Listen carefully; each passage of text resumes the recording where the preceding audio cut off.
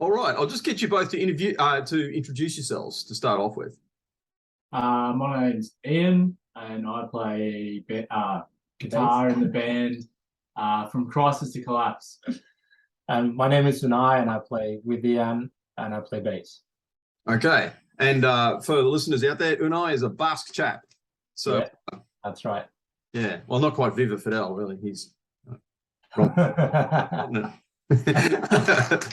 But look, I'm going to start off by saying I'm not actually a metal fan, but I really like your music. But I really liked the riff on Slow Burn, which is one of your tunes, in the last 5 or so minutes, because it's a song that goes for about 6 minutes, the whole film, including the film clip. Yeah. And mate, that riff in the last 5 minutes, that was really powerful stuff, and it's kind of like I really enjoyed it. Look, what's it like to rock a pub? You mean play a pub or rock a pub? And just like rock a pub? Everyone's like sitting there, they're like, in both senses of the word, cuz. So like, when you're there and you're in the zone and everyone's there with you and they're all banging their heads, and considering it's in hippie land, you're a bunch of headbangers in hippie land. Like, that's got to be cool. Tell me about that. Tell me about the feeling. Well, it's I think that you always do your thing, but having that feedback from the crowd, it just brings up your I don't know, like you're willing exponentially. Like you see that reaction and you say, okay. Yeah, it's a feedback loop. It sort of goes. Comes and goes, because what you see, you bring it back to them and they see it, so they give it to you again. We played a really awesome show just this last Saturday in a tiny little record store in Byron Bay. Yeah, 60 people were supposed to be there. I think it was ended up being a lot more than that. But it was nuts. Yeah, it was heaving, and it was nuts, hot, and the crowd was right on you. Yeah, and it's a real visceral sort of thing. Ground level, and at the beginning we had a little bit of distance with the crowd, but as the show was going on, people just was getting closer and closer and closer and closer and closer. Yeah, the mixture of bodily fluid.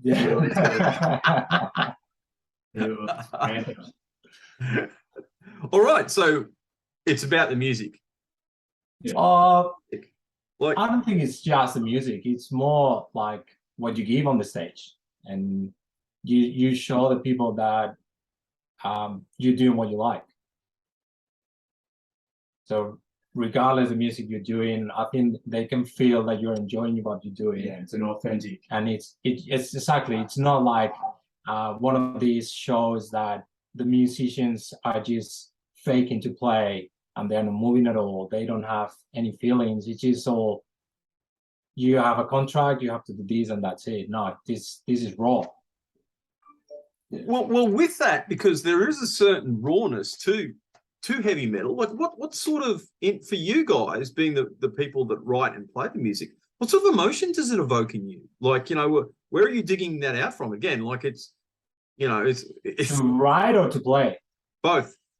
And if there's a question, tell us. Yeah, I don't know. Like for myself, when I play, I just get in my zone, and the music just goes through it, and I just live it, and I just put myself in my little bubble and just do whatever. Writing can be a bit more painful. Sometimes intellectual, depending on where you're at with inspiration and stuff. You often start inspired, and then you have 3 or 4 ideas you can string together pretty quick, and then you get to a point and you just stuck. You might be stick a wall. Yeah, you hit a wall, and you might be stuck at that point for a week, 2 weeks, a month, 2 months, who knows? But that's when it becomes a craft thing. So for me, having music education behind me is really helpful. Also, just years of listening intently to music and all different styles of music just gives you an internalized. Yeah, you've kind of already internalized different ways to go from one section to another, or whatever it is, to wrap up a song or whatever it is. But so it's a mixture of inspiration, craft, patience, and hard graft by the sounds of it. Definitely. Like, look, I don't like to use this term, but like I can't think of any other. Like, when you get intellectually constipated like that, how can you overcome it? Like, do you just push until something pops out, kind of thing? Or is there something that you can do to channel that muse, that to get you in line with that stream of consciousness, with that, with whatever it is that you're bringing into the world? Like, one, I don't know if I totally agree with this, but I've heard some people say amateurs wait for it to happen and pros sort of make it happen. So there is a thing of, you've had that inspirational thing, but then it becomes down to you still got to do the work to get the result. So I'll still make a time, even if it's one session a week, to sit and just write riffs, or write sections or whatever it is. I write them all the time. They come up, and I've got like files all through my phone, all through my computer, all through all sorts of mediums of little melodies, or even just rhythmic patterns, or stuff that I think sounds cool. And it'll be, I'll sit down, I'll either try to write another section that links up to it, or I'll go through my library of ideas, and try and craft a joint, something to join parts together. It's just, I think it's more when it gets to that, it's not going to happen without you putting the work in. No. So you've got to make time and get the idea across the line. I think that for me personally, yes, sometimes you are inspired and things just come out easy, and you start writing, and maybe a song can come straight away. You just play a riff, and then suddenly another one comes after, and another one, and you said, "Oh, I got a song." Other times, myself, I need to put it aside, don't think about it, and then maybe come back another day and say, with a fresh mind, like not having touched that for a while, or if not, maybe bring someone else into the game. That's a good like way to do it. A lot of stuff that I have, like I gave it to Ian, and Ian was like, "Oh, I like this one," and he started changing things, and it was stuff that I was stuck. I didn't know what to do. And like all good things, it happens at a pub, no doubt. So exactly. But look, there's a certain, here's the thing with creativity. I don't do music. I scribble when I can. And I suppose there's a degree of creativity to this too. But you're kind of channeling something when you're in that. And like, there's a certain degree of darkness about heavy metal. Like, it's not completely dark, but there is a certain degree of darkness there, and there is that association with the kind of like your shadow. What are you guys channeling? Like, where is this coming from? I think as a traditional notion, metal's aligned with things like the occult and stuff, because of bands like Black Sabbath, and there's always talk about causes depression and suicide and that sort of thing. I think you'd find, if you speak to 95% of heavy metal fans, that if anything, the music helps them.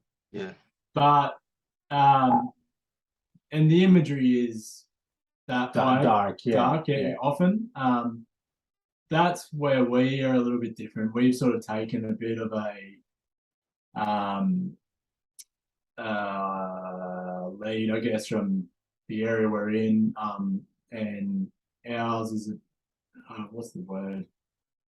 the art form around a lot of our stuff is a bit more alternative, or has like themes of holistic medicine and stuff in it a little bit. Like our singer Angus is a kinesiologist, and he's into a lot of those shamanistic rituals and stuff as well.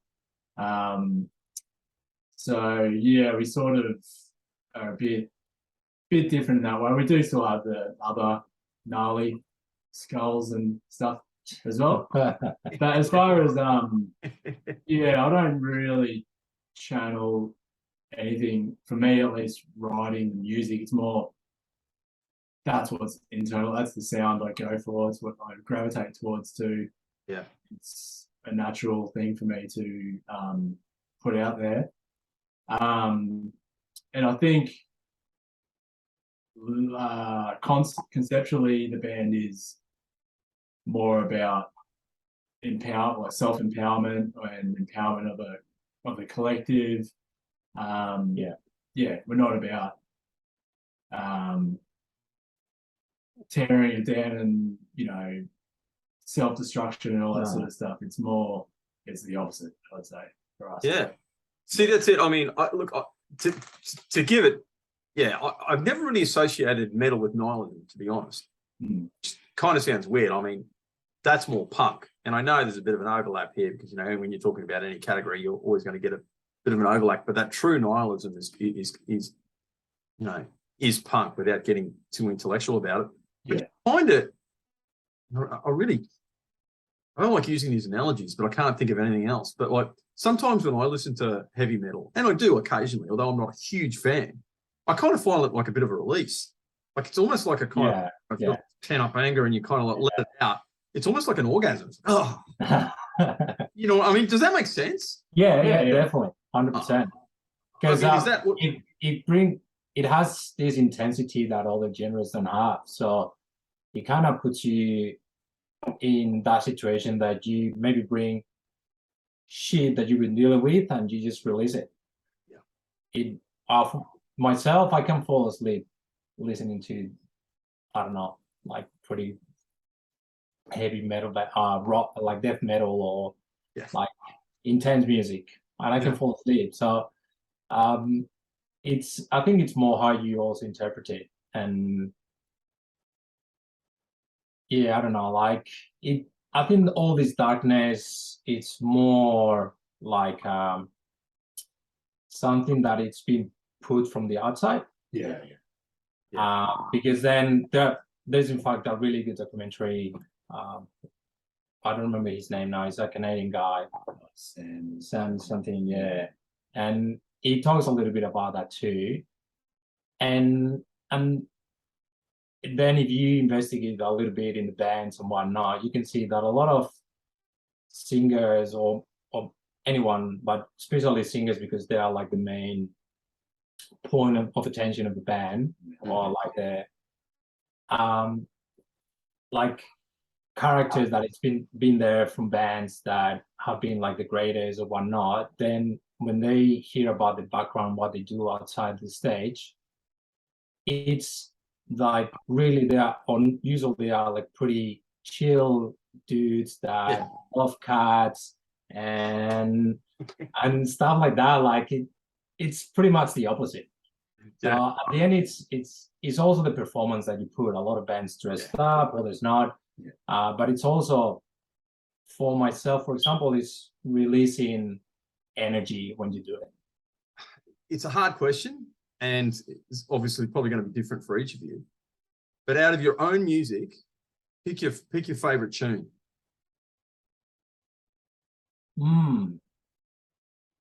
To play or to listen to? Either or, both. So, you know, if there's a distinction, make the distinction and do both. Good question. To play, probably one of the simpler ones. Like Lift the Veil is one of my favorites to play. Lift the Bear. Lift the Veil. Lift the Veil. Oh, okay. As a song, I'd say Slow Burn is the best representation of kind of everything that we do.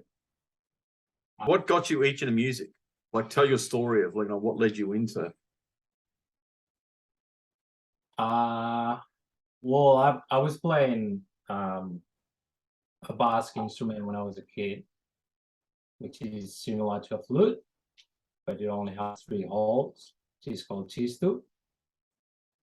So I played that since I was, I don't know, 6 to 15 or something like that. Then I didn't do much, and my mates at school were saying, oh yeah, we're gonna start a band, why not? There was a drummer, guitarist, and I just went, like in a joke way, I said, oh, I can go and sing. And that was kind of what put me into that band vibe. But then we finished school, didn't talk to these guys for a few years, and I remember I was started playing bass songs, or the bass from songs with a classic guitar. So I had a classic guitar from my grandfather at home, and I started playing the bass lines. And I remember talking to a friend, he was like, oh yeah, I got a spare bass you can use, why not? And a couple of months after that, this guy from the school that was a drummer that we were just doing this weird thing, he called me and he was like, hey, you wanna join us? I was like, well, I've been playing bass for less than a year, but let's give it a go. And just pretty much they like it, I like it. And then I was playing in a few bands and whatnot, and it became kind of what I wanted to do, you know?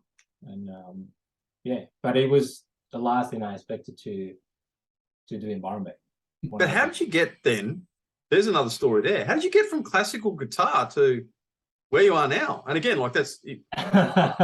Well, I mean, I don't associate. No. I was learning bass lines, but from songs like, I don't know, Tool and more rocky stuff. But I was listening to metal.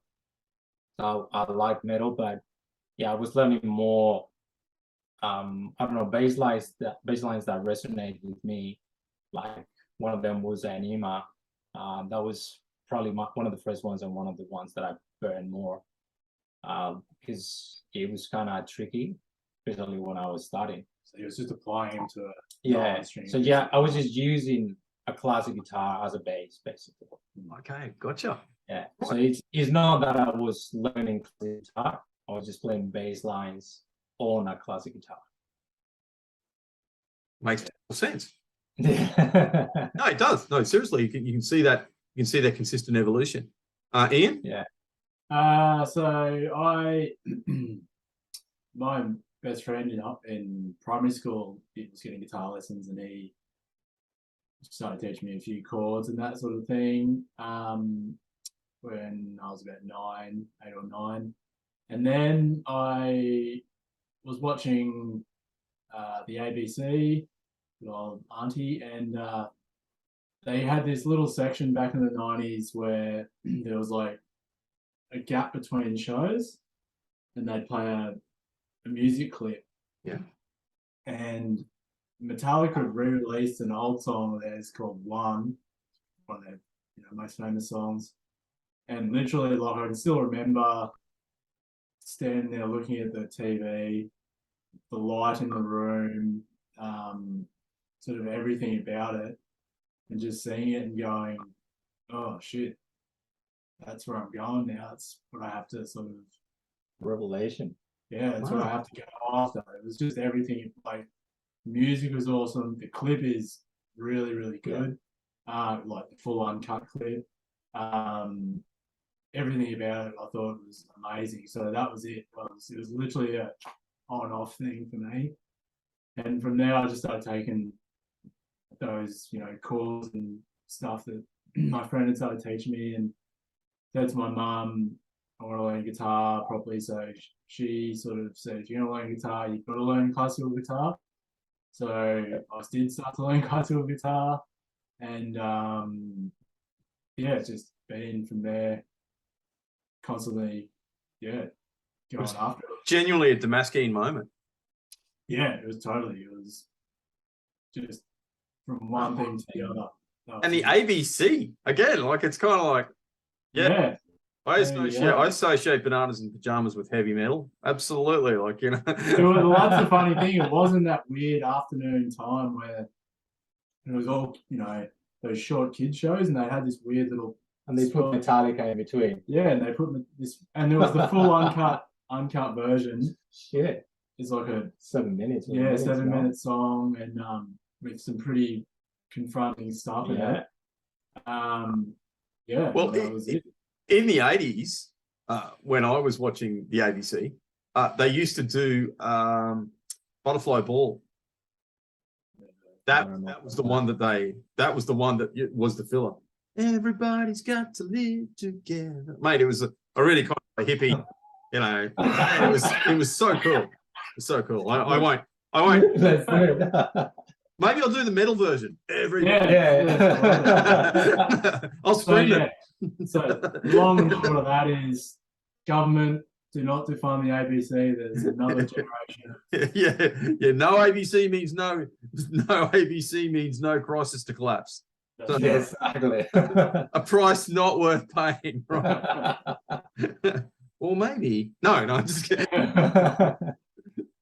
But all right, mate. This is great. So, how many albums have you guys? Well, I suppose just one. But Ian, how many albums have you kind of like written? Written. Yep. Been involved in. Been involved in that would be the. Yeah. 3 so far. 4, and we've got another album and a half's worth of material to come out, so it'd be like 5.5, I guess, once by the time we get these ones out.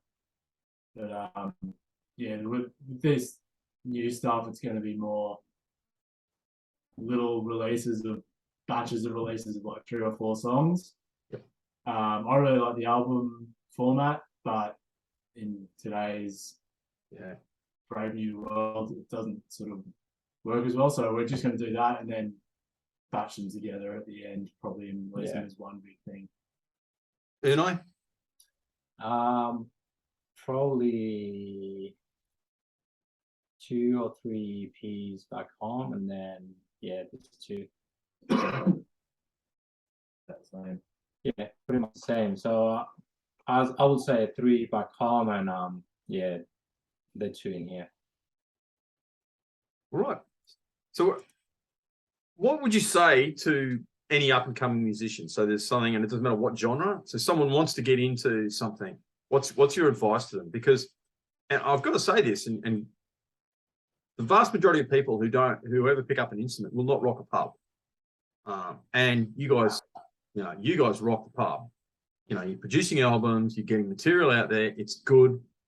Even people who aren't inherently metal fans like me enjoy it. So how do people, what's your advice to them? Passion. I would say, first of all, give it all. If it's what you want to do it, put everything into it. I don't believe that theory is.